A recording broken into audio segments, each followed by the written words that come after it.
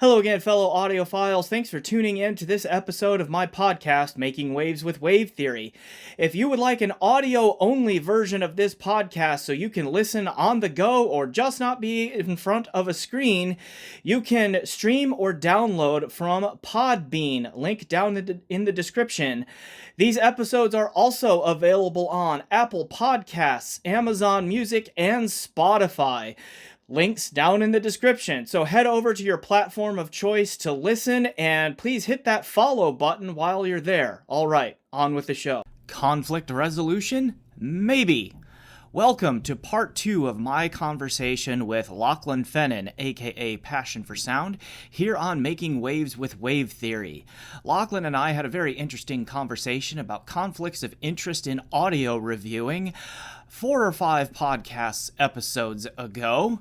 And in that episode, we kept promising that there would be a part 2 where we finish our conversation and give tips on how you, the consumer of audio reviews, can handle these conflicts of interest. That is what we talk about here today. As usual, I have some music clips for you in this episode and a full demo track at the end. We are returning to Mia Edenberg and Benjamin Shielden as our featured music artists. They have a new album that is just out. Clips are in this episode. More information about that new album will be at the end of the episode, again, along with that bonus track, so check it out. I still would like Making Waves with Wave Theory to be a platform where new music artists can be introduced to our music-loving hobby. So if you are a music artist or you have a music artist friend who would like this free exposure, please reach out to me and we will get them in the rotation. All right, let's do the groovy intro music from Edenberg and Shielden, and then we will get into part 2 of my conversation with Lachlan about conflicts of interest in audio reviews and, importantly, how to deal with them.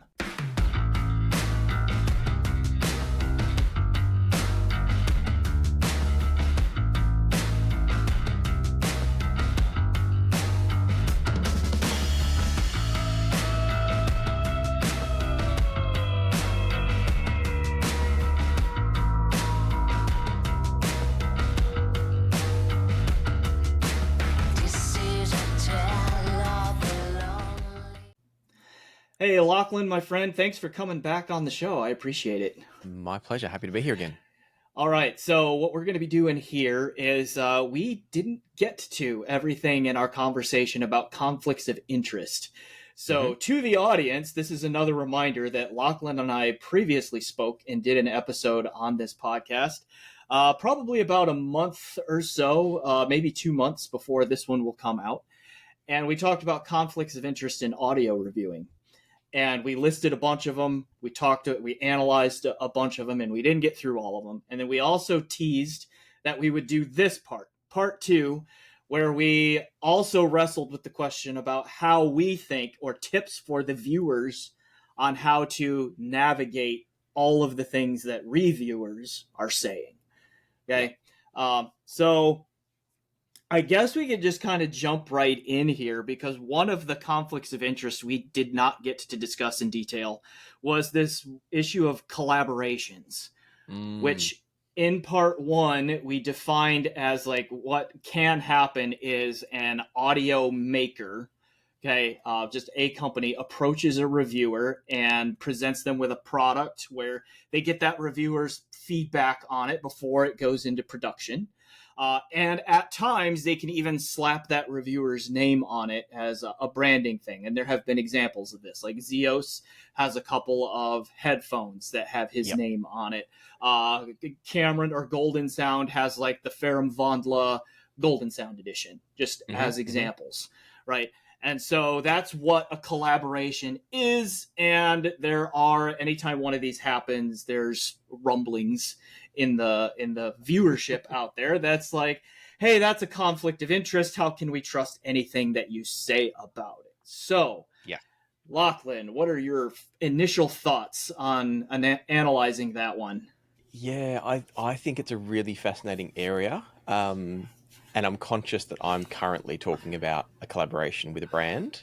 Mm-hmm. So I'll put that out there straight away. This is something I'm Yeah. actually physically grappling or mentally grappling with myself, and I've talked a lot to them about how we manage it, because I don't want there to be that sense of conflict of interest. And so I think for me, the way I look at it is that if you are in a collaboration, you've developed a product in a collaboration, you can't talk objectively about it. Like, you just don't even try to talk objectively about it. It's just Mm-hmm. a simple fact of, this is a product that I've made in a way that I think is good, or that I've influenced in a way that I think is going to make it better. Um, and under those terms, I don't think, I mean, it's not to say you can't talk about it and can't talk about why you think it's good, how you think it's different to other products that are out there. Um, the the challenge, I think, becomes when there's other products that you are reviewing that are also similar products. I know that was a big issue. I saw a lot of talk about that with Golden Sound releasing the Wandler Golden Sound edition. Mm-hmm. Some people, and I don't think this is an accurate take, but some people said, "Oh, well, you can't take any of the recent DAC reviews he's done seriously, because he knew this was coming out, so he would have said negative things about those DACs to make this one be more popular." And I think that's a step too far.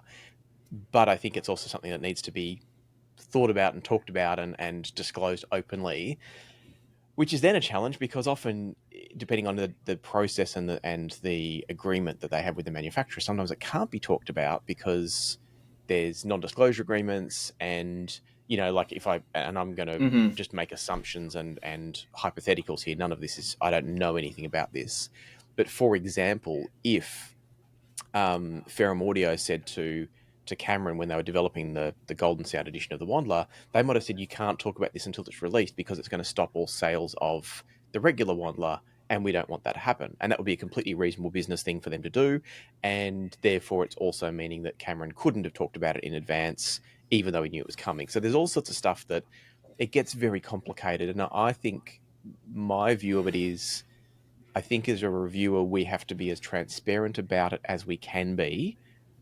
But at the same time, there are things that sometimes limit that transparency, which is what I'm talking to this other brand about with the collaboration I'm looking at with them, is to actually be very open with it from the very beginning. So I haven't begun the collaboration process yet, but what I'd love to do is actually take the community along for the ride and say, this is the very beginning. This is the first time I have started looking at this product, suggesting changes to this product, suggesting how this product could be, so that everyone can see the entire process completely transparently, and also know that, here's where I know it's going to have limitations, here's where I'm aiming to get it to, so they can sort of see that up front, and there's no like mystery in it, because I think that's the other thing, is I think people fill in the gaps with conspiracy. I think if they don't Yeah, I have think that's the true. information, they fill it in Yeah.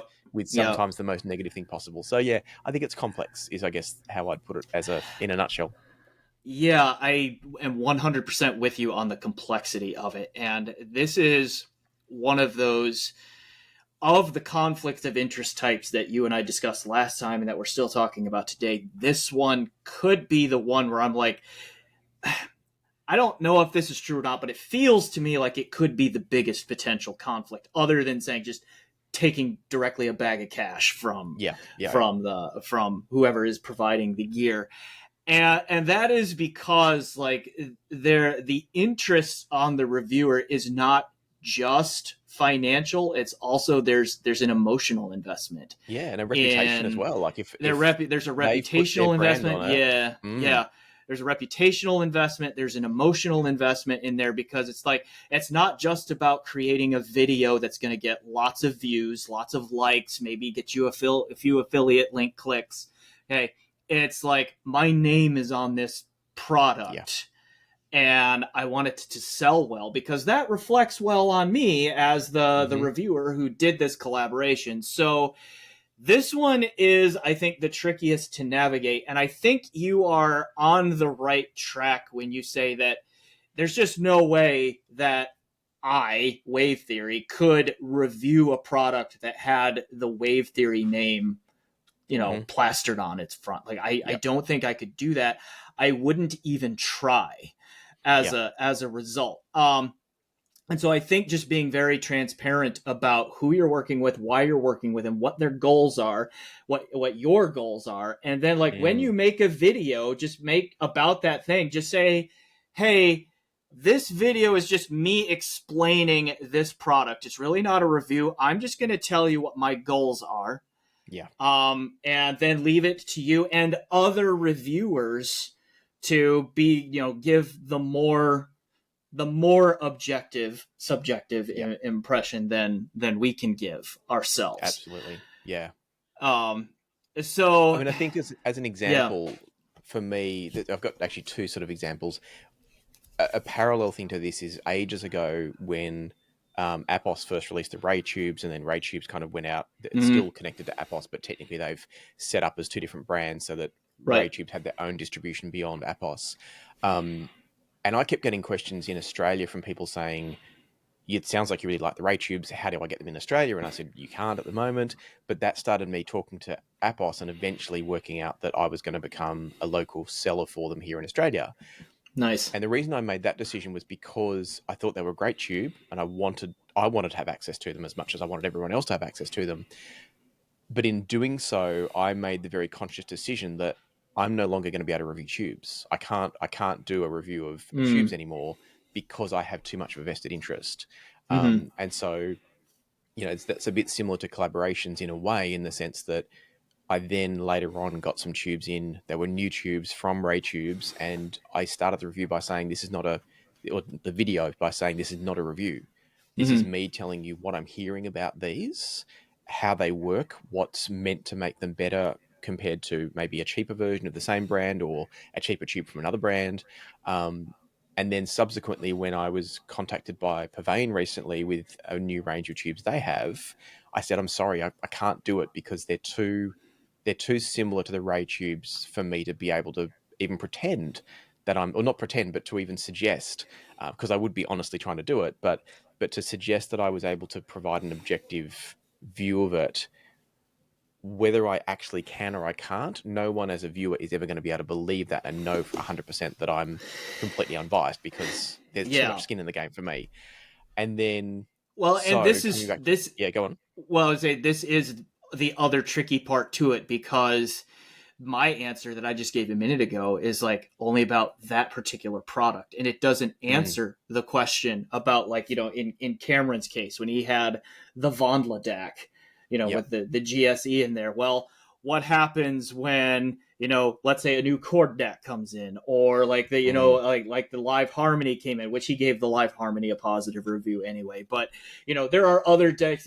There's the new Yggdrasil that's coming out in the near future that's not far away mm-hmm. from the price of the GSE.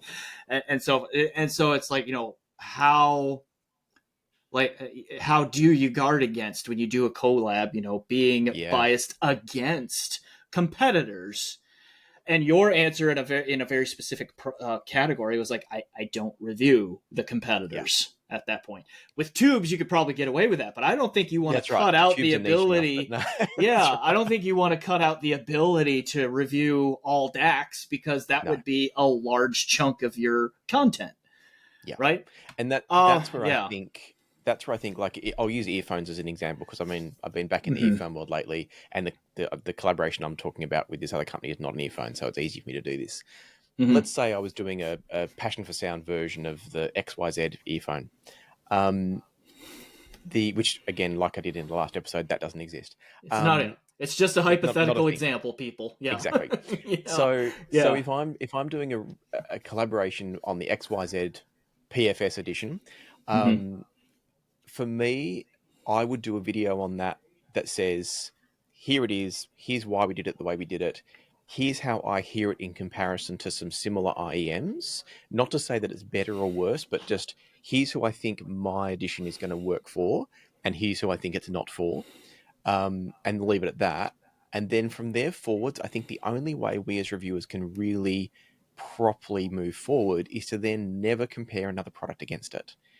Mm. So I would then say, okay, let's say the PFS edition of the XYZ IEM that doesn't really exist is in the same price range as the Softies RSV Mark II and the I've just reviewed the Art Pickle, which is a weird name, and I don't even know if that's how you meant to say it, but the Art Art Pickle Pickle? Lucifer, Artpical, Art Art Pickle, Art Pickle. I don't know.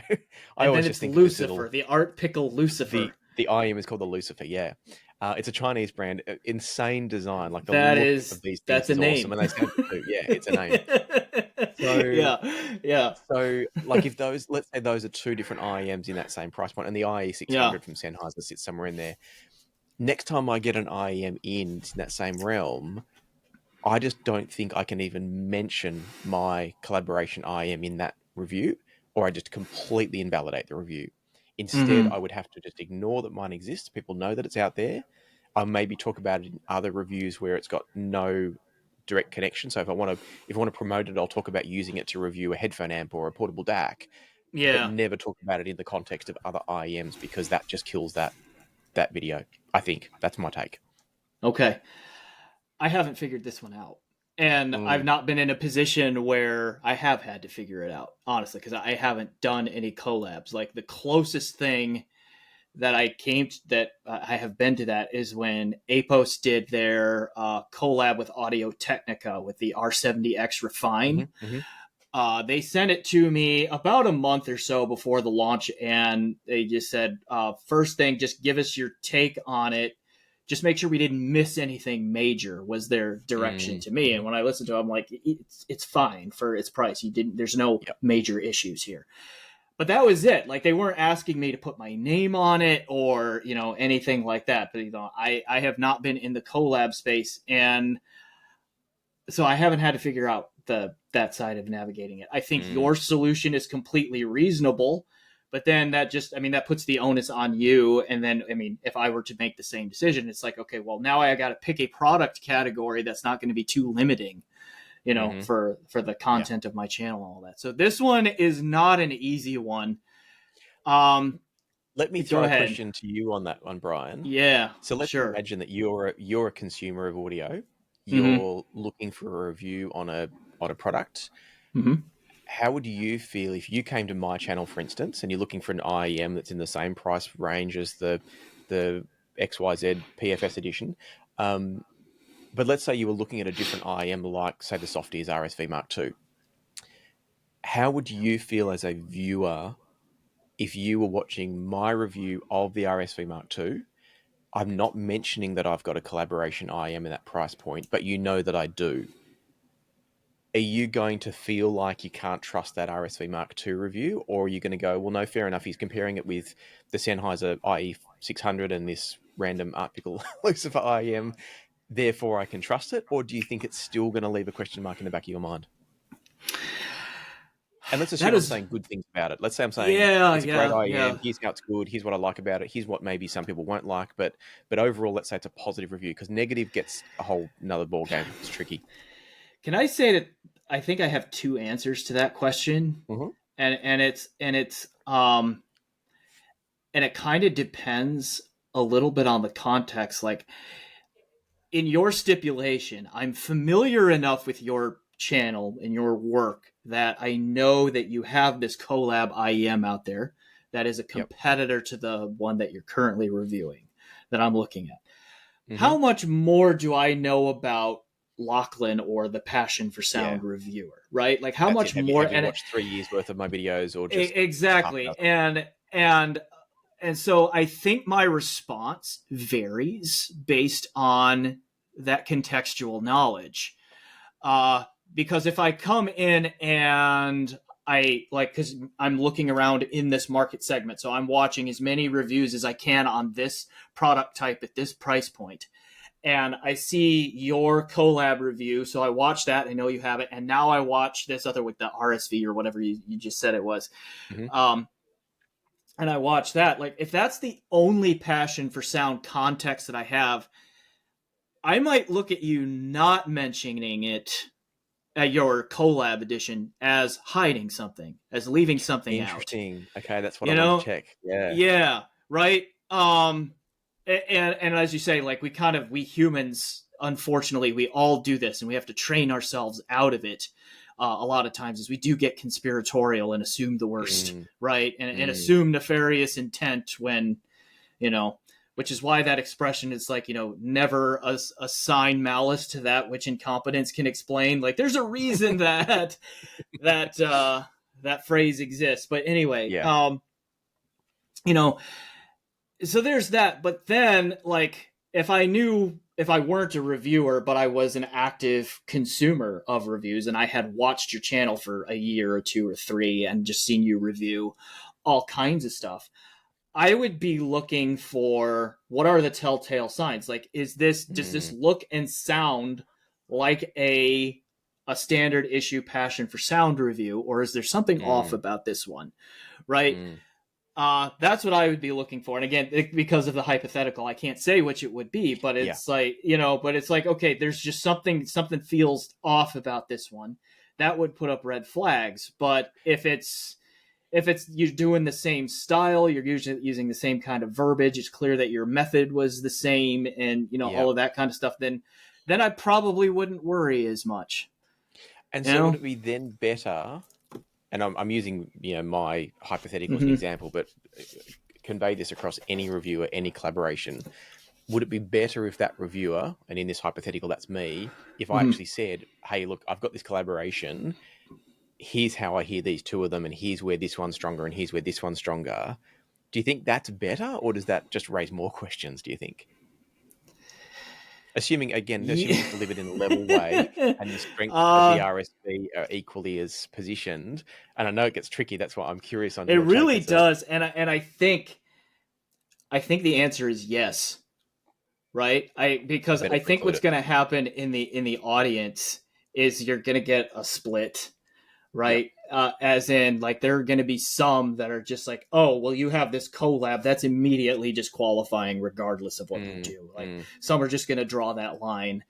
Yep. And then there are going to be others that, I mean, maybe they have like they have that context that we just talked about. They've seen your work regularly, and they're like, okay, he's just being upfront. He's being transparent. Yep. I like that, right? I don't think you can win on this issue, honestly, right? I don't think that, like, if you define winning as like getting 80 to 90% agreement that you've done the right thing, I don't think you can do it on this one. And so it's just a choice to make of like the cost benefit analysis that any individual reviewer has to make there, which means that we do have to talk to answer the question about, like, if you are in the audience and you're consuming reviews, how do you sift through them? Because you are going to answer that question one way. I may answer it a different way. We've seen like how Zeos answers it. We've seen how Cameron answers it, and all of that. And it's just like there's a lot of different approaches that you have to sift through. So, and that raises a whole nother complexity as ahead. well. Because my first thought there is, well, if I want to know the truth about a collaboration product, I need to turn to other reviewers who've looked at that same collaboration product to get multiple points of data about it and multiple opinions on it. But then that raises an anti-conflict. What's the word I'm looking for? A conflict of interest, which is going to go in the other direction, where there's probably going to be some reviewers out there that may not like the idea of a different reviewer having a collaboration. Maybe they're jealous that reviewer got the opportunity and they didn't. Maybe they don't agree with that particular reviewer's opinions on things and approach to things, and therefore they might go into that review with a bias. So if I send out the imaginary XYZ PFS earphone to 3 or 4 people that review earphones, they might, let's say, and again, I'm making everything up here. I'm not suggesting any of these people would do this, but I just need examples. Let's say I send one to Critical. He might be going, well, hang on, this is competing with that model that I've just released, so I don't want this to go well because I want my product to sell. Not saying he would do that, but it could be a natural human response. And maybe I send one to Josh Valor, and Josh is like, well, how come you got this one? I should have been given this opportunity to do this collaboration. Again, not saying Josh would do that, but it could be a natural human response. So all of a sudden, even the idea of saying, well, don't listen to my review about this collaboration, go listen to Brian's review, go listen to Josh's review, go listen to Cameron's review, that may not work either, because there's now a bias potentially against Or, if we're friends, people might go, oh, Brian and Lachlan seem to have a good relationship. Can I Mhm. trust that Brian's not in on the game? It, Yeah. it gets so messy, doesn't it? It does. This one is Mm. a tough one. Are you enjoying this content? Please help me keep it going by becoming a YouTube channel member. If you become a YouTube channel member, not only will you help me keep doing cool content like this, but you can get benefits such as being able to talk to me and my audio buddies on Discord, getting to watch my review videos early, or getting access to exclusive customers-only content. Head over to my YouTube channel and become a member today.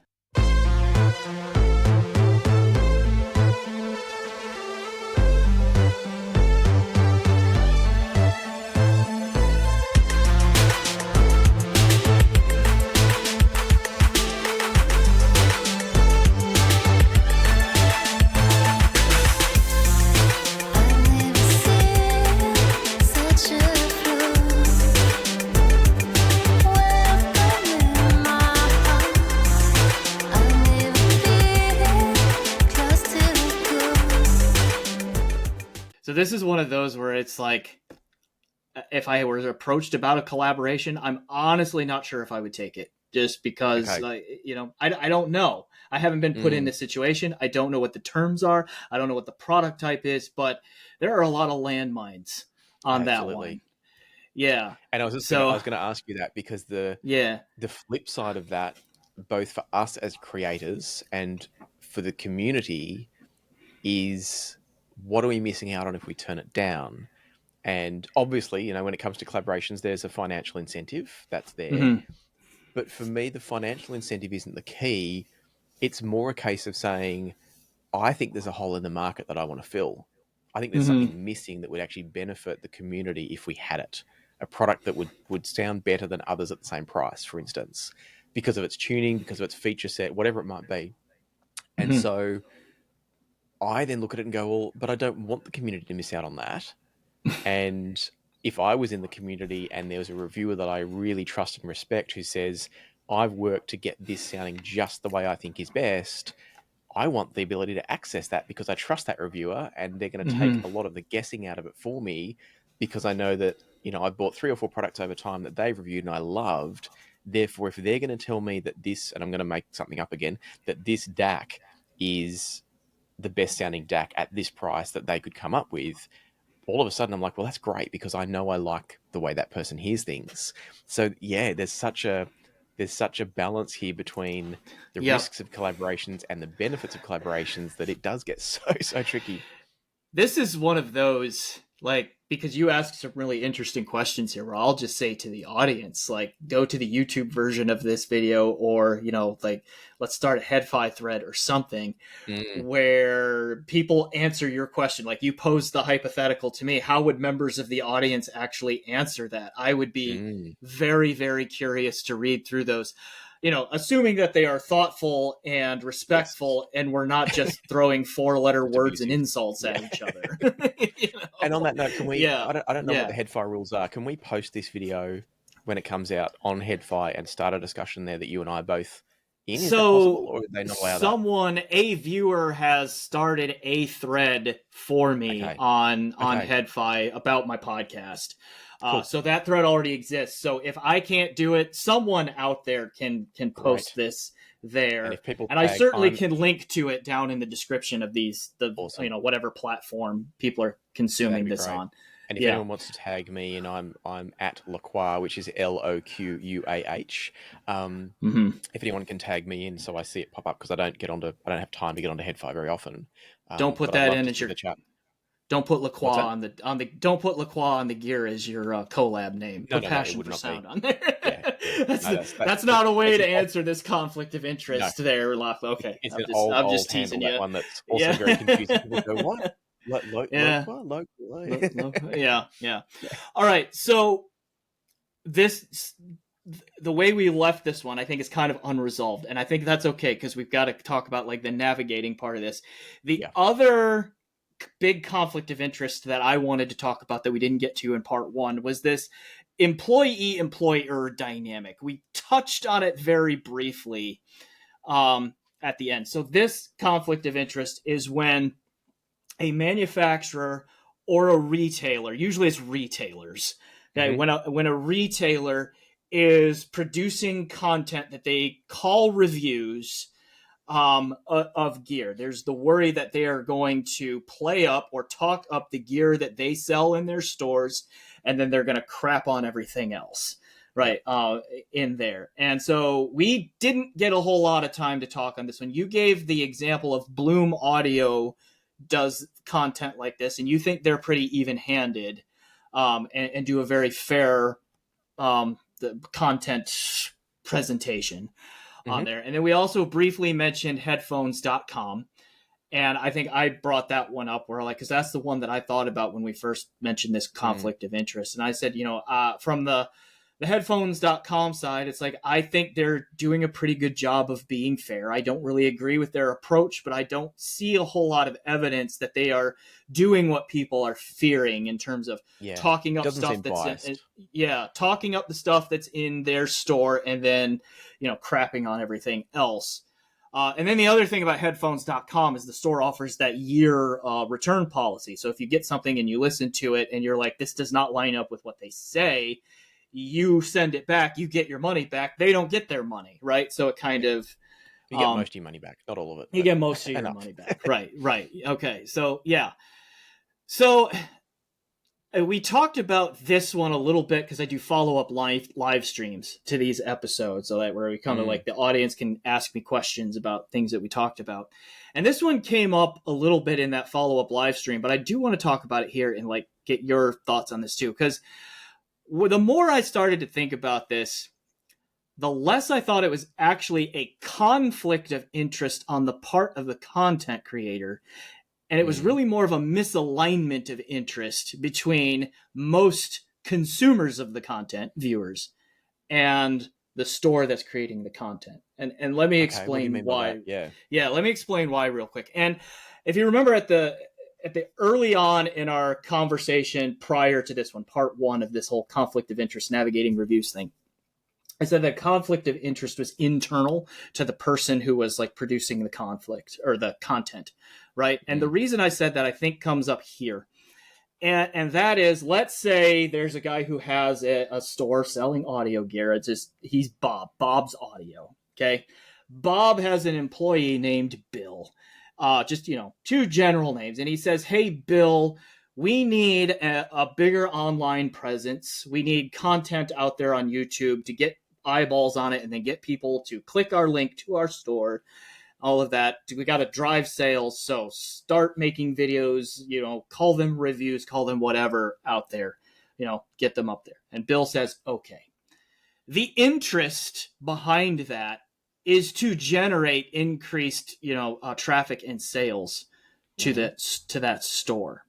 Mm-hmm. So if they talk up the stuff that they carry and then crap on other things, that's not really a conflict to that interest, right? I see What what you're it saying. is a misalignment between what the audience may be wanting and what Mm. the content provider is providing. It still Yes. may be shady. It might be misleading to call it a review when it really is a commercial, Yeah. right? But it's not necessarily a conflict of interest on the part of Bob and Bill. It's just Mm. that Mm. me, Wave Theory, or Brian, whatever you want to say, right? When I'm, watching that content, is I'm expecting a more objective approach to what they're saying, and I'm not getting what I'm looking for on that. It's a misalignment of interest between my interest and their interest, not Yep. necessarily a conflict of interest on their part. Yeah. What Yep. What do you say? Yeah. Look, I mean, I think some of this we could get into the semantics, which is not necessary or helpful, because for Yeah. me, I think about a conflict of interest is what is the expectation of the client, and the client in this case is the consumer, the viewer, Mm-hmm. versus and what is the suggested purpose of whatever the supplier is supplying. And so in this case, if it's being presented as a review, there's an there's an unwritten contract with the viewer that it's a review, Mm-hmm. and therefore I think it is kind of still a conflict of interest, because what we're saying is you can't do potentially what we're saying is maybe you can't do a proper true review of something as opposed to a discussion of it, if you also sell it and make money from it. Yeah. Whether And I it's, want I to mean, be like, and I also want to be clear, like, I'm not okaying this process. No, If they I get call that. if they call it a review, then they need to be as even-handed as they can possibly be, right? Yes. In particular, but anyway, I just wanted to be clear on that. Go ahead and finish your thought. No, and I certainly Yeah. hopefully the listeners or viewers took it that way, because that was how I heard what you were Mm-hmm. saying. Was it's still not okay, whatever we call it. And that's why I said the semantics don't really matter, because whatever we call it, there are problems with that model. Whether they're real or perceived problems is a whole nother question, and it's going to come down to the individual company and the individual reviewers. But yeah, I think whether you call it a misalignment of interest, and I like how you broke down where the issues come from, because I think it is different to a lot of the other conflicts of interest. A lot of the other conflicts of interest are very, as you say, internal. This one becomes a very, like, it's almost a love triangle of conflict of interest.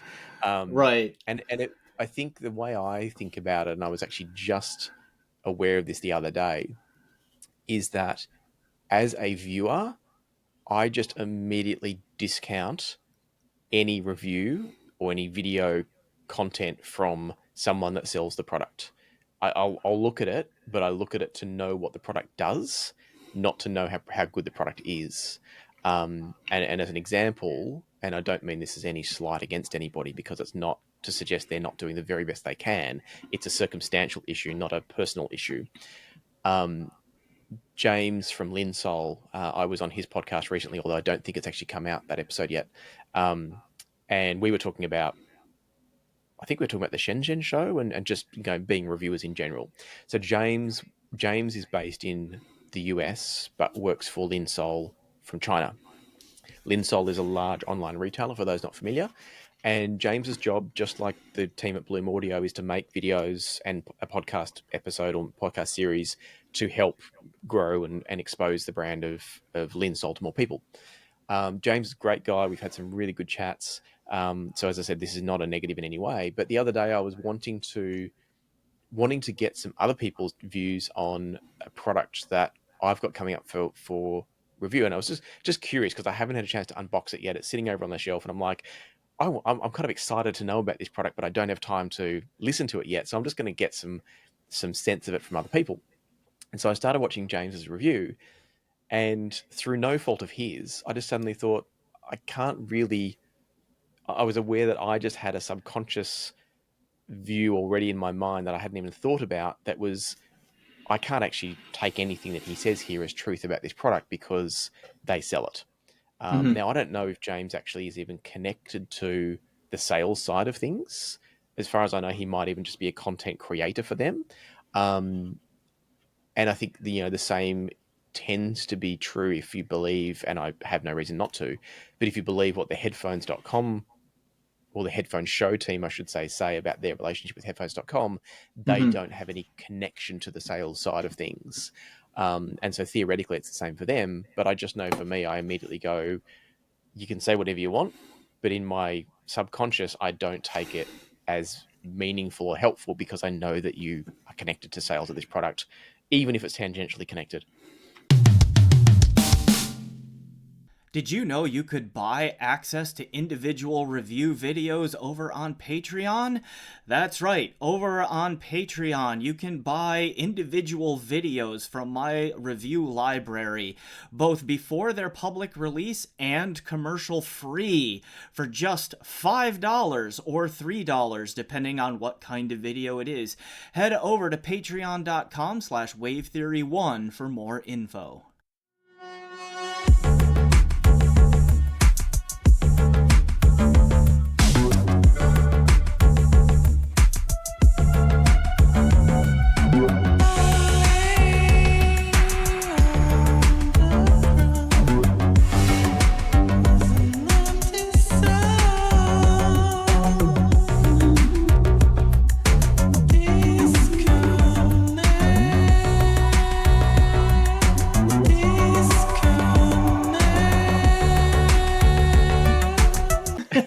I I think that probably is like a suitable jumping off point then into like, okay, uh, if how does the viewer, a person who's coming in, Mm, watching reviews, reading reviews, however it is you consume review content, like how can you tell if a conflict of interest is seeping in to the level to which it becomes a non-trustworthy source, mm, at that point? Because um, it, yeah, I guess we can start there, and this can be a very like open-ended, free-flowing conversation that goes where it goes.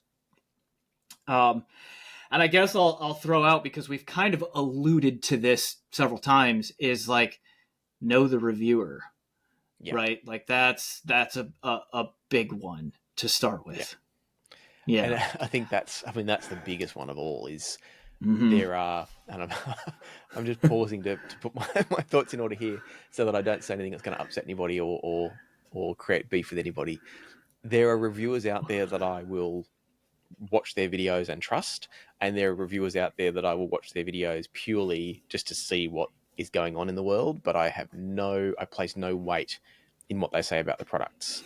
Mm-hmm. Um, and in some cases, it's because, like, it goes back to what you said before, that quote about don't assume malice, where incompetence could be the explanation, although it's Yeah, much yeah, better worded when you said yeah, it. something like that. Yeah. Um, I think one reviewer I'm thinking of, and I'm not going to say names or give away who it is, but I think one reviewer that I'm thinking of, there's a little bit of incompetence and there's a little bit of potential um, affiliate chasing, let's say. Mm. Um, and so I just know from having watched a lot of that person's reviews that I don't put much weight in what they say. Um, and then there are other reviewers that I will gladly watch and I don't always agree with, but I always understand where they're coming from, and I will sort of relate to that and go, okay, that's an interesting perspective. I hadn't thought of it that way, and it just helps me kind of broaden my perspectives on a product. So I think where I say all that, and I'm sort of looking at this through my own lens to get my head in order, I think for me, it's all about, as you said before, getting to know the reviewer, watch a whole bunch of their reviews. Um, Trying also, I think a big thing I see that goes wrong is I think people accidentally, I guess, cherry pick what they want to hear or want to see. You know, it's the whole confirmation bias thing. Someone that goes in assuming that we're all just shills, they're very good at not seeing those times that we've said, look, it's an okay product, but I'd go buy something else. Mm-hmm. They're blind and deaf to that. All they hear and Mm-hmm. see are the videos where we go, this thing's awesome, you really should get it. And I'll often have comments on my channel where I'll say to someone, if you think I'm a shill, you obviously haven't seen this video, this video, this video, this video. Go have a watch and then let's talk. Um, so yeah, You I just think gave me the watching, thought that I should make the "So You Think I'm a Shill" playlist. That's just yeah, all of my videos where I I like that. rip on That'd be good. something. But anyway, that's just an That's a great idea idea. that I love popped that. into my head right I think now. that's a Yeah. fantastic. We should all of us reviewers that are trying to be as objective as Yeah. we can be should make a Yeah. playlist like that. But yeah, I think that's the thing is deliberately seek out a handful of videos from the individual reviewer to get a sense of what do they look like when they're negative about a product, what do they look like when they're really positive, and what's the middle ground. But then also just comparing between multiple reviewers, you know, watch Hmm. 4 or 5 reviews from different people, you'll pretty soon get an idea of who the straight shooters are and who the ones are that are either chasing affiliates or maybe they're a little bit incompetent, um, because unfortunately there are a few out there that are. So yeah, Yep. I think that's the way I look at it. What about you? What are your thoughts on it? I kind of want to back up just a little bit Sure. first here. Not to change the subject, but I think we also need to answer the question, why are you watching reviews? Right? Because Mm, there are different reasons to watch it. There's the obvious one of you are looking to buy, right? yeah. And you are interested in a product and you want to do your homework on it and go into it as clear-eyed and as being as informed as you can be. Particularly because this audio stuff ain't cheap, right? Like, I mean, yeah, it's getting Mm. cheaper. The cheaper stuff is getting better, but in the end, it is an expensive hobby, right? Particularly if you're about to spend, $3,000 on a DAC or something like that. That's not a small amount Yeah, of money to throw yeah, around. it Yep. is. It is not, at least not for most people, anyway, Yep. right? And so there's that aspect of it, and I think that's the category of review consumership that we really need to have the deep conversation about. Well, how do you interpret all of this and how do you Mm. navigate it? Okay, so I'm going to put a pin in that and come back to it, because I think another and probably the largest proportion of our viewership, like the people who watch my stuff, the people who watch your stuff and all of that, are just hobbyists who care about this stuff, and they Mm. are just trying to stay informed and up on what's out there. And it is just a form of entertainment Yeah. at that point, which is baffling to me because I'm not very entertaining. Okay. Sorry to everyone about that. Right. But, it's, I think that's probably where the bulk of our views and all of that come from. Mm. But also within this hobby, there is this phenomena where somebody who thinks they're showing up just to be entertained and just generally stay informed about what's out there suddenly becomes very interested in buying that Yes, that's that true too. that product. And so now they've switched into the mode of they're looking to buy, and now they're wanting to learn as much as they can Mm-hmm. about this. So I don't know if that was a necessary little sidebar or I think you've context missed one. or You missed a not. group too, Brian. Oh, okay, go ahead. There's also the group that are clicking on there to get angry at you and abuse you. Don't forget them, because they're there too. Yeah, Yeah, yeah. Well, if you do try to forget them, they will remind you of their that's existence in a right. hurry. They're seeking the battle. That's the only reason they're there. Yes, yes, yeah. Sadly. The troll viewing. I Yeah. think that's probably the smallest group. Thankfully, yes, I would agree. I'm They're hoping the that it loudest is. group, Yeah, but the the smallest group. loudest group, but the smallest group. Yes, yeah.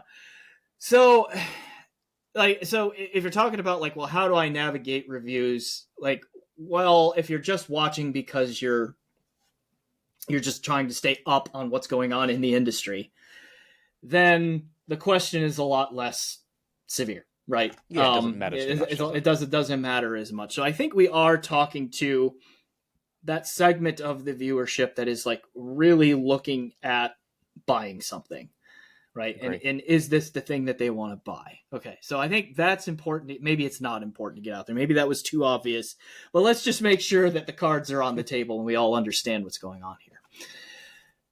The other thing that I want to caution everyone on, and I have to remind myself of this a lot, so I'm not pointing fingers at any one person or group of people out there, because this is a human problem. Okay.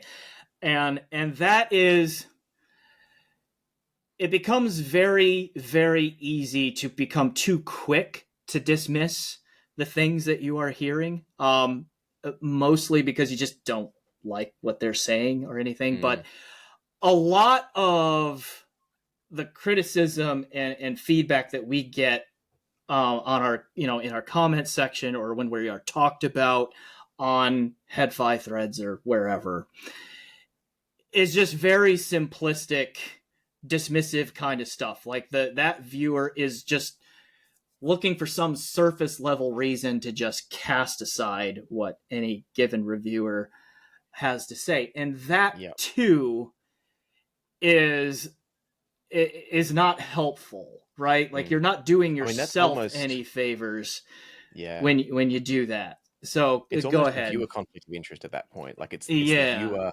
the viewer creating their own issues by, I think a lot of the times it comes from the fact, and there'll be way more than just these couple of reasons, but I think sometimes it comes from the fact that they've already bought or already decided to buy product X, and we're now saying that product Y is better than product X, and they didn't want to hear that, particularly if they already own it. Yeah. Or that Or they, we didn't like yeah, product X as much as they exactly, did. yeah, Yeah. yeah, And and I think and that's a now, common thing, which is just a conflict of interest for yeah, them. right. Yeah.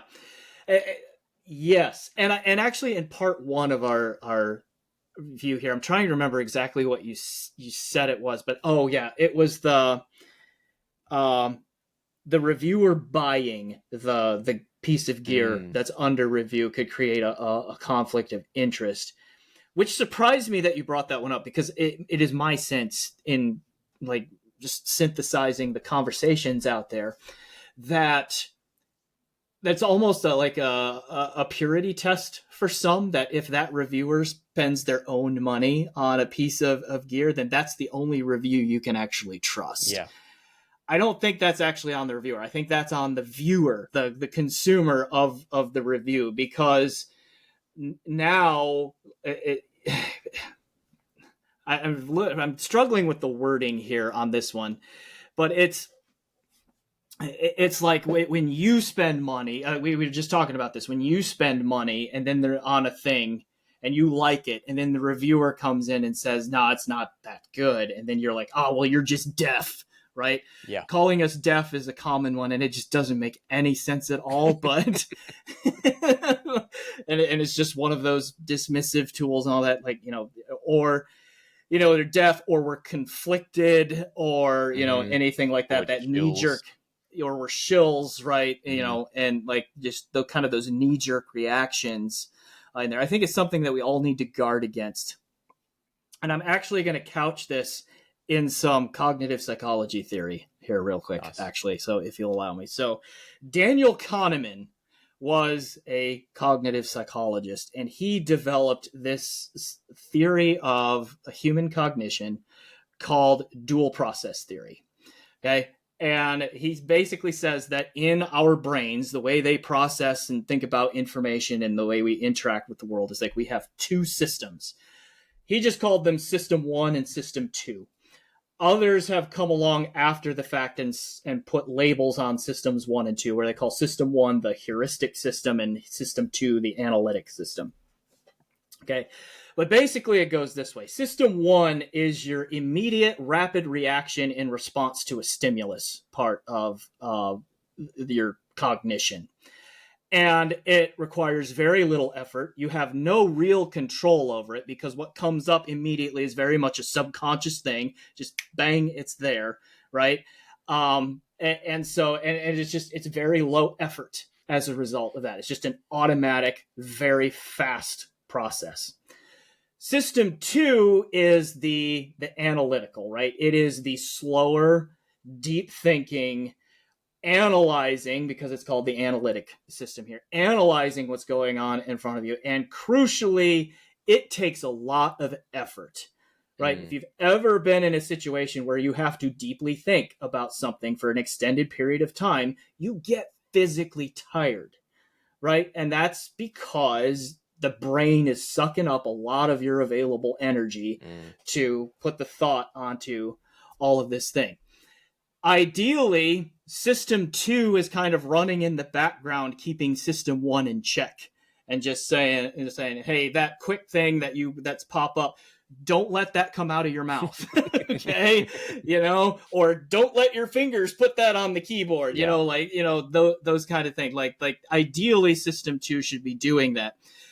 But because of biases, because of conflicts of interest, because of a whole host of other reasons, just the fact that it is hard and it takes effort for System 2 to kick into gear and to run and do its job, it fails a lot. It fails to correct the System 1 part there. It fails to intervene when it should.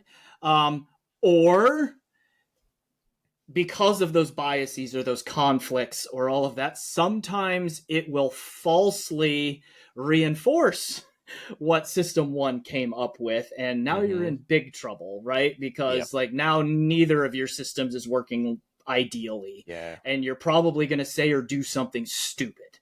Okay. And so a lot of the responses that I see out there that are just like that quick, the reviewer is deaf, they are a shill, they have a conflict of interest, they're snake oil, right? Even the use of measurements, okay, is very much a System 1, boom, there it is. That's what I think, that's what I see. System 1 goes, boom, love it. And System 2 may have been trained out, or the effort is just too much to kick in to look at that and say, let's take another look at that one, right?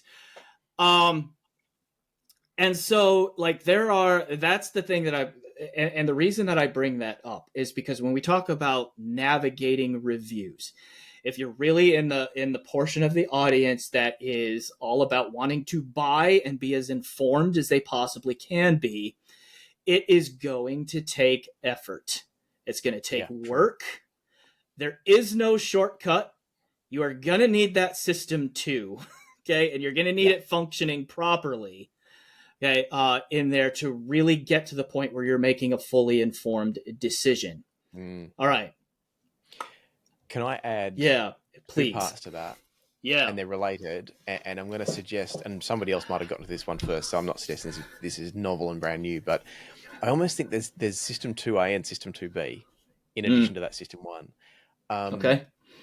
and I think This a is not reviewer Kahneman's needs... work, by the way. This is No, Lachlan this is riffing not. on This it. is not. And Okay. by the way, Go. is Go. he's the Thinking Fast and Slow guy? Is that... Am Yes. I... He's the one that wrote the Yeah, book cool. Thinking Fast and Slow. Yep. Cool. I know the book. I couldn't remember if that was the author. Yep. Yep. Um,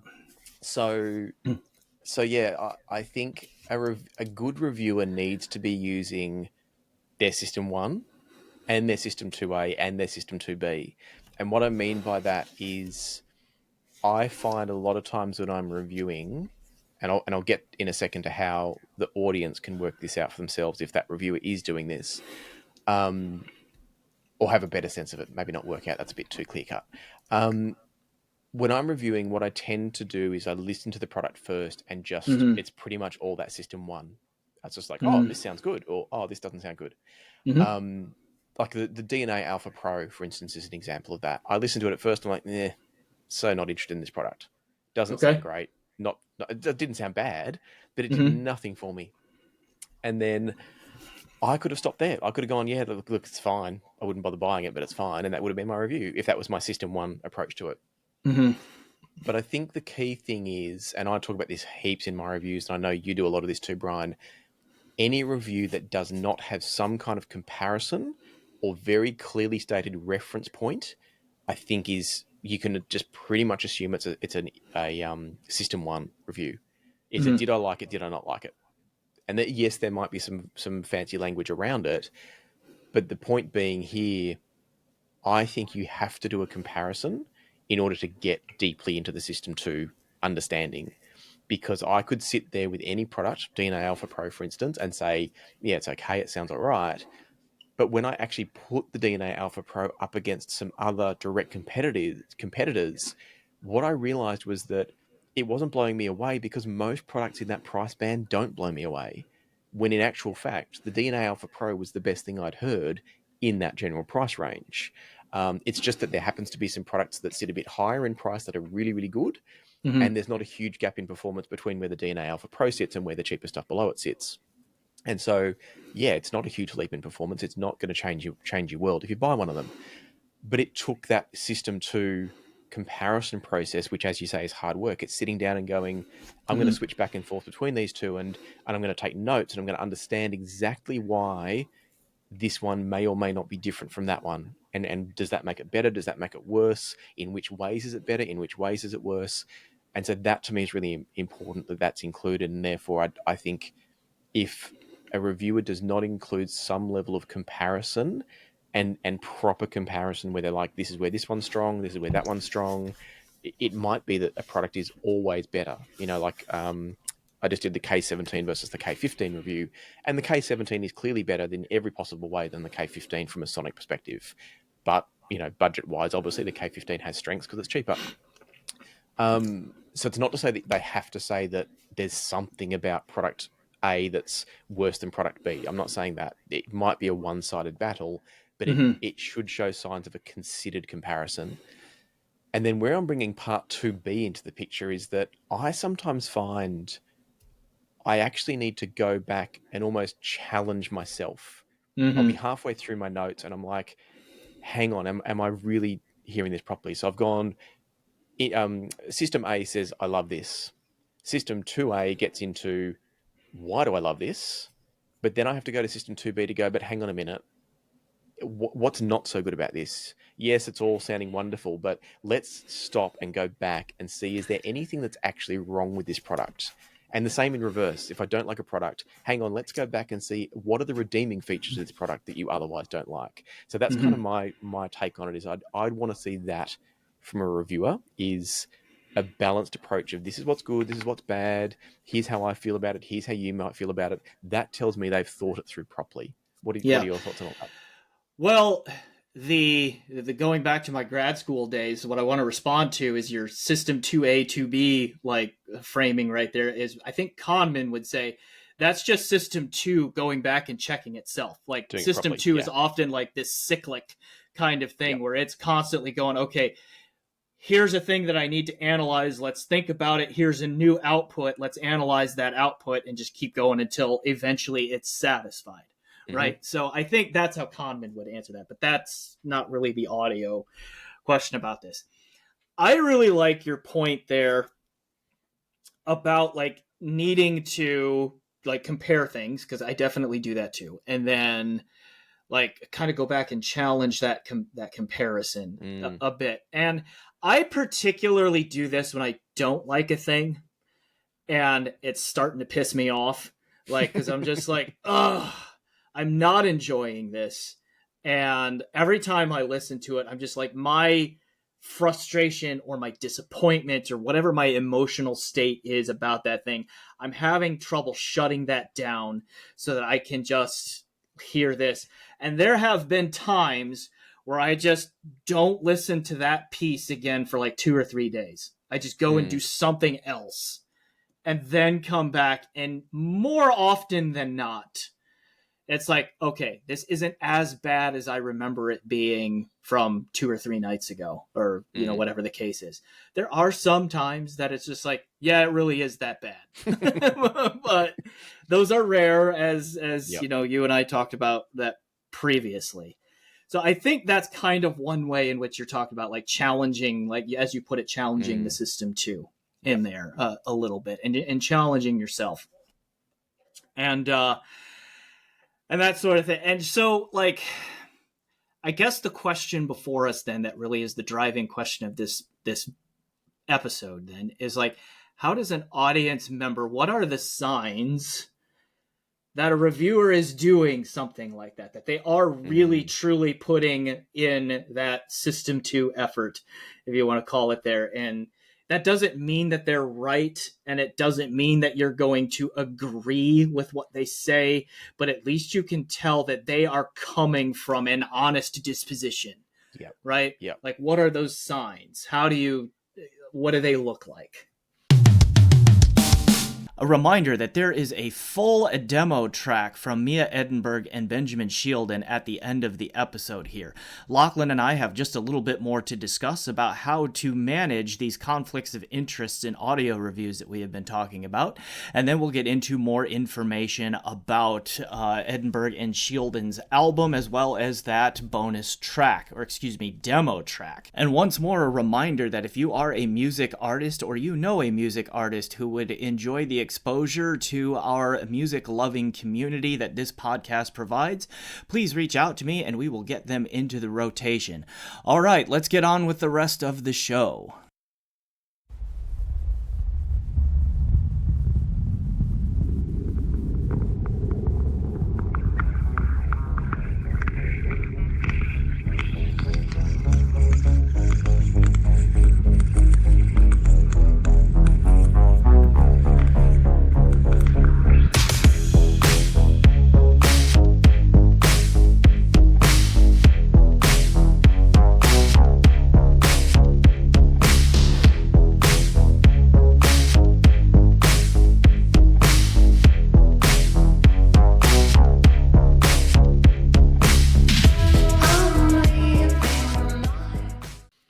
I think a lot of it comes back to, some of it's going to be the language they use, whether it's kind of like balanced language, or whether it's over the top hyperbole. You know, any time I see hyperbole and exaggeration of, or hype, if you like, if you want to call it hype, my radar goes off immediately, and I'm like, oh, I don't know. And look, there are some products that are worthy of hype. There's no doubt about it. There are some products that are absolutely flat out amazing. But they're rare. They're 3 to 4% of everything I ever try, I would say, is deserving of hype. There's a bell curve. There really Yeah, is. exactly. Yeah. There's a Yeah. bell curve. Most stuff Yeah. sits in that it's pretty good range. Yeah. Yeah, Yeah. so true. So I think there's got to be that balanced conversation about it. And if someone is hyping it and they're recognizing that they're hyping it and they're calling out the fact that, hey, yeah, I know I'm hyping it, but it's actually that good, those sorts of things tell me that, all right, they've considered it. They're not just hyping it for the sake of hyping it. Um, Comparisons, as we said before, I think are really important. And the ability to call out either what's good and not good about a product, or if it's a really great product overall, to at least be able to call out here's who this is going to suit really well, and there might be some people that, as great as this product is, it might not be for you. I think that sort of stuff tells me that this person has thought this through thoroughly. They're not just jumping on the hype train, or getting carried away with their own emotions about the product. They're thinking it through. They've applied rational thought, and they're giving me the best of their ability. They're giving me their balanced opinion. Mm-hmm. Yeah. What do you reckon? Missed anything there? No, I don't think so. I think a lot of that is like, I get my hackles up anytime I hear any other reviewer say that this piece of gear challenges or kicks the crap out of things twice its price. I'm like, Yeah. the odds of that being true are very low, right? And I so reckon that's maybe 2 products I've ever tried do that. The shit Mimir would be one. Like, the shit Mimir yeah. honestly, like, goes toe to toe with way more expensive DAX. I'm with you on that. It's like I That's don't the only one I know. can think of, though. Asgard X, another piece of shit. Haven't heard that yet. Yeah, Haven't heard that one yet. Yeah. I was like, I mean, like you can and those are 2 very recent examples. Like I don't know what secret sauce Mike and Jason whipped up over there. There's something going on, though, isn't there? There's something At least with going the Mimir. on because the Mimir is fantastic. Like I don't want to color your opinion too much on the Asgard X, but I'll just say from one of the outputs, because it's got the 2 outputs on it from Yes. the 2 headphones from one of them. I was just like, okay, new standard, like clearly Okay. new standard reached. Here it is. The other output, I was like, it's fine, but it wasn't it wasn't as exciting to me as the other one. I'll let you figure out which is which when you get the chance. And hopefully we agree. Yeah. That'll get confusing for people if I say the opposite. I mean that's a thing that we've got to talk about too, because we reviewers don't always agree either. I think we can come back to that in a minute here. But yeah, I think I agree with you when you start to hear extremity of language. That gets my hackles up, and all that. And I think red flags should go up. And that is a sign not to just dismiss that person. Definitely not just to take them at face value or take them at their word with no other work done. And this is why I say, like, consuming reviews in a responsible way requires effort. There are no shortcuts. Okay. Yep. And that is because now you need to get to know that reviewer. Like when they say the shit Mimir is the new best DAC under $1,000 US. Okay, I don't know if that's exactly what you said, but I think you said pretty that. much. I think that basically it's more or less dead even with their Bifrost 2, and I don't see any reason to buy a Bifrost 2 right now until they update that. But I mean, there again, the Bifrost 2 is twice the cost of the Mimir, right? So, if they start saying that, like, you need context to understand if that's a genuine statement or they're just hyping things up because they're shooting a commercial, right? Yep. Like I ran into this a little bit around, it was another shit product, the Mjolnir 3. It was being talked about as like it's this $1,300 amp that makes buying a $2,500 amp pointless, right? And I listened to it, I'm like, it's definitely good. But when I did that comparison stuff that you were talking about there, I'm like, but it's not catching the Prelude, the Hi-Fi Gold Wave Prelude. It's not catching the V281. Yeah. It's like, go ahead and fill out your point. I was going to say, I think it's a great example because that's one where you and I don't agree. I think the Mjolnir 3 is better than the Prelude. And I can't remember the details now, but I remember somebody said to me, but Wave Theory says it's not as good as the the Prelude, and I'm like, well, that's fine. He Yeah. may be hearing different things and focusing on different ways. We might have different headphones. There's other factors that come into it. I think it's good though that people could go out there and see your review and my review and then somebody else's review of it, and they can Hmm. work it out for themselves based on how they align with us, because there's other factors involved as well. Like, we've got different power supplies. Maybe using a 240-volt transformer is different from using a 110-volt transformer. I don't know. I have no idea if it does or doesn't That make a could be. difference. And the headphone thing does make a difference because, like, Yeah, which another thing I headphones you plug remember in. about the Mjolnir 3 was, to my ears, 60 ohms. You had to stay below it. If it was below 60 ohms, Interesting. probably the best amp up to $1,300 out there. Probably still is. Maybe. Okay. But above 60 ohms, go buy electric Interesting. easily. Right. Mm. And like, so, like, I mean, that plays a role in it too there. But like, that was so, like, when my Mjolnir 3 review released, and it was after yours, it was after Amos's, and several others had already reviewed it by that time. I was just like, it is good. It's just not as crazy good as a lot of people are saying. A Mm. lot of viewers took that to be me being negative about the Mjolnir 3, thinking that I didn't like it, which was not true. Yeah. I think it is a good amp. It just isn't, to me, it wasn't the giant killer that it was Mm. made out to be. But like with the Mimir DAC, for example, we're in agreement. That's a giant Yeah. killer. Yeah. One of the rare ones that's out there. Okay. Very few actually exist. Yeah, very few actually exist. So extremity of language, again, is one of those, don't just dismiss what's being said, because like there are times, like with the Mimir, for example, where, and the Asgard X being another recent example, where I'm like, and I will tell you in the video when I say this, I'm like, I am a person that is generally loath to say what I'm about to tell you, Yeah. because it's a kind of phrase that gets overused in Mm-hmm. a detrimental way. Right. So that's the way, like, my cue to the audience to say, this means something, right? Yeah. Like, this Agreed. means something when I say that, right?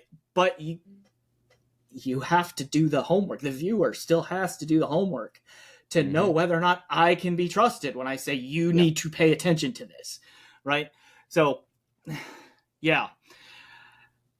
So sure, let's talk about this. Like, what happens when two sources that are generally trustworthy? I think most people who watch both of us, at least Mm-hmm. those who comment on it, say that they trust both of us. Mm-hmm. Okay. And we don't always agree, right? Like, we No. just had the Mjolnir 3 there. That was one example. You're wrong about the Meze Elite is another example. Okay. Just, throwing that out there. But like, so what is the audience member to do? What's the solution to that? Yeah, and I think this is where it has to get into some critical thinking. Different from the System 1, System 2 stuff is, I think there's just a bit of critical thinking they need to do, Mm-hmm. which is, like I said before, what are the potential differences leading to this disagreement? What are the causes of it? And how does that then relate to me as a viewer and potential consumer? So same thing happened, like, I can never remember his name, the guy from Is It Worth It Reviews or Iwi Reviews. He and I often align on things, but occasionally we don't. And one example was the X2O TA20 Plus. In both of our reviews, we tried upgrading the tubes to the Ray Tubes 12AU7 Selects instead of the ones that come from X2O. And in my case, what I found was it made almost no difference upgrading the tubes. In his case, he reckoned he heard a really big difference. And so my first point of thought when people came to my video and said, "Oh, but such and such did it, and he heard a big difference," my thinking was to suddenly go, "Well, they're tubes. There's going to be some variance potentially in tubes." And one of the things that happens with tubes is, as you spend more money, you get tighter tolerances and more Mm-hmm. consistency. Chances are X2O are putting in a pretty cheap tube because it's an inclusion from the factory. They want to keep prices down, and so there's a really good chance there's quite a wide range of tolerances in the performance of the tubes in there. So maybe he got a worse set of tubes, or lesser, whatever the word would be, set of tubes in his, and I got a better set by pure random luck. And so, yes, what he's hearing might be true because the set of tubes that he got started off at a lower performance level. Not to say that's necessarily right, but that's the kind of critical thinking people need to make. And so Mjolnir 3, another example, which headphones did each of us use to review it? Which DACs were we feeding it with? There can be system synergies that play into it. And then there's none of this is to talk about the fact that there's our personal tastes as audio listeners. Well, you The also music made we the listen very good to. point about in the United States we're on 110 volt power There you go. mostly, Mm-hmm. and in most Yep. other places of the world it's either 220 or 240. Yep. So yeah, And then and that can there's the make a big quality of the difference. power too. Like Mm-hmm. some places, I had an experience years and years ago where a product made in Denmark. I was working for Bang& Olufsen at the time, and we had just released this. It was a really cool little player. It was a CD player that sat on a stand and it kind of angled out towards you. So I'll do it as if people are viewing. So this is the front of the Mm-hmm. device. When you turn it on, the wings kind of folded up like that, and the CD popped forward so you can place your CD in. Really cool little unit. And it was very expensive because B&O stuff is often a design piece as much as it sounds great. Mm-hmm. And we got all ready for the launch in Australia, and the device just was going haywire, absolutely haywire. And what they discovered was that there are codes transmitted along the power lines that help industry and factories to. It's like off peak and peak power consumption times, but there's more to it than that. It's Mm-hmm. all signaling to heavy industries and for power usage on the grid. And stuff like that can mess with electronics, and it can mess up the sound of electronics potentially. Um, and so that's another factor. And when people have talked about my reviews having different opinions to some of the ones from Is It Worth It reviews, I often wonder if we just have very different power supply, power cleanliness. Like the Fio S15 streamer, I really didn't like it. He thought it was great. So I don't know. Maybe we have different tastes. Maybe he just likes a lot of stuff. Some people just love to be positive about the gear as well. And if you Mm-hmm. get to know that reviewer, and I haven't watched enough of his stuff to know if that's him, but if you watch enough of a reviewer, you start to go, okay, they don't say negative things about anything. So it's about, is it good or is it great? And that actually tells you if it's good or if it's not so good. So all these things I think need to get factored in. There's got to be a lot of critical thinking and looking for the stuff that doesn't always get talked about, because as a reviewer, we don't necessarily know that it's going to be an important point. Like, I don't know Mm-hmm. if this pair of headphones that I'm listening to, like the Mesa Elites, I don't know if when I'm reviewing the Mesa Elites, if people need to know that I tried it on this amp, this amp, this amp, and this amp, because Brian is then going to review it on this amp, this amp, this amp, and this amp, which are all different, and reach a different opinion. Maybe that's the reason, or maybe we just hear differently and have different tastes. So there's so much that Mm-hmm. goes into it. Yeah, and I think like common points of reference, if you can do it, is like one of the best guides here too. Agree. Right. Like you and I think most of us reviewers, we review gear from a wide range of price points. Like it's not Yep. all high end, it's not all mid-fi, it's not all entry level. We do the whole range.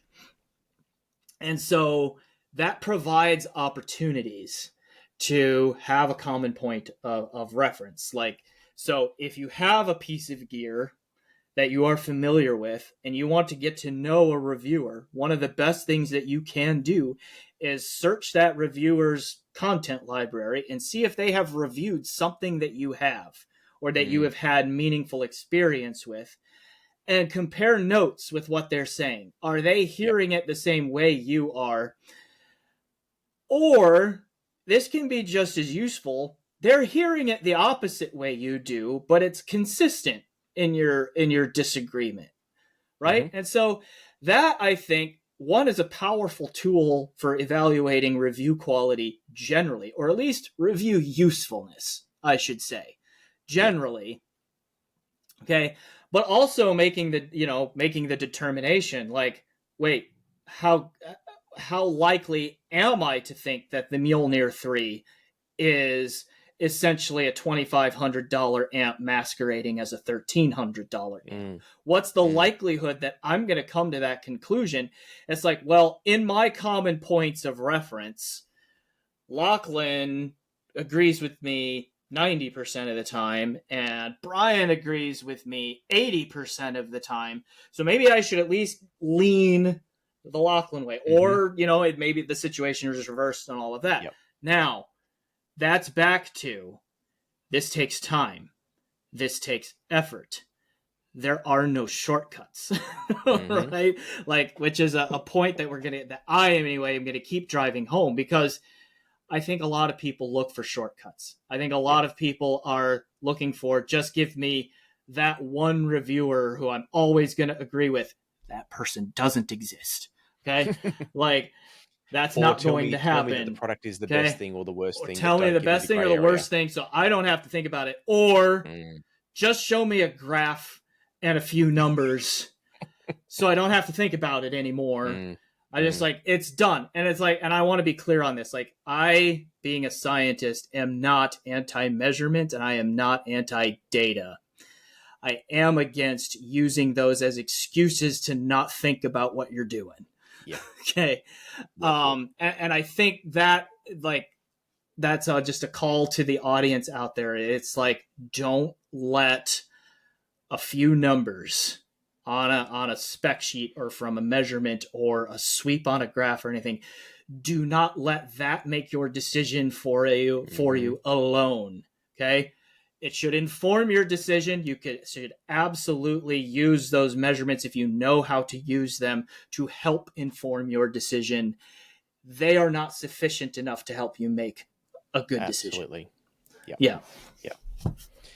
Hey, Brian, I've got to get myself moving, I think, if we can bring it to a close. Okay, sure. Do you have any last thoughts? I don't think so. I think we've covered the ground really nicely. I hope we have anyway. Obviously, people can let us know in the Headfire thread if there's anything we missed. I'm sure there's things we missed. I'm sure, yeah. It's such a big topic area. But no, I hope we've covered it well, and I think the key thing for me, as those times that I go consuming reviews of other types of products, because obviously reviews of audio are generally not something I need to look at these days. But for other products, I think everything we've said, it's like finding multiple data points from multiple people and trying to triangulate which one actually is the right one for you or right combination for you, I think is the key takeaway. And if you do that, you're sort of going to overcome bias anyway, because you're not relying on one person who might be biased. You're relying on a number of people who, even if they do have biases, they're going to be all different, and therefore kind of will balance each other out over time. So I think that to me is just the key, is don't rely on one person. Don't think of everything as black and white. There's always grey areas. So go hunting in the grey areas and you'll find what you need to find. Yeah. And I'm going to drill home the point again. It's like, if you are honestly seeking and wanting to be informed about this stuff, there are no shortcuts. Yeah. Right. They're not. You have to put in the time and the effort and the thought, and that's going to take effort. It's going to take energy. It's going to take time. It will get frustrating. Right. But like, if you are honestly seeking what you want there, like you have to put in the time to get to know the reviewer. Why are they saying the things that they are saying, and so forth. So, yeah. Now, I'm going to make a mental note, because I know you got to go. But that thing that you just said there is like, I think there's a conversation to be had around here about crowdsourcing review stuff as well. Because I'm thinking, like you said, reviews of other products. And that made me think of like product reviews on Amazon. Stuff like that. That's kind of a similar. And like, can you use the common understanding of a review, or like is there a critical point where like the number of everyday people just saying things about the stuff that it becomes useful or not? Yeah. And maybe that's not really consuming what we reviewers have to say, but that's just another way to gather data. Yeah. Another data thing. And so we can either talk about that later, or I can bring that up on the live stream that I do to follow up this, at least give my side of it. But I appreciate you taking your time, Lachlan. I know that you're a busy guy, and that was a really interesting conversation. And I look forward to talking to you again about many or several of the many topics in our audio hobby, because we could probably have hundreds of these episodes. I'm guessing. Always happy and keen to do another one. So let's do it again sometime. All right. Sounds good. Thanks for your time. Brilliant. Thanks for the talk. And we'll talk to you later. Perfect. Thanks, Brian. As usual, that was fun. I will see you next about a week after the release date of this episode for a follow-up live stream where you get to be on YouTube and ask me questions in the chat, and then I will respond to them in the live stream format. Be on the lookout for a link to that. Again, that will be approximately a week after the release date of this podcast episode. The music from Mia Edenberg and Benjamin Shielden featured in this episode have been from their latest album called Lost Waves. This album has already sold out in cassette, but is available in streaming form in two 30-minute tracks that represent sort of side A and side B of a cassette tape. The inspiration for this album was their teenage years in the 80s, making mixtapes by recording songs off of FM radio and making those tapes to either be the soundtracks of their own lives or as gifts for friends. So you have probably already heard the 80s influence in the clips that are in this episode, and the track coming up is certainly not going to be any different. So, without further ado, let's get into that demo track from Mia Edenberg and Benjamin Shielden. It is called Blue Light. Enjoy the music, everyone.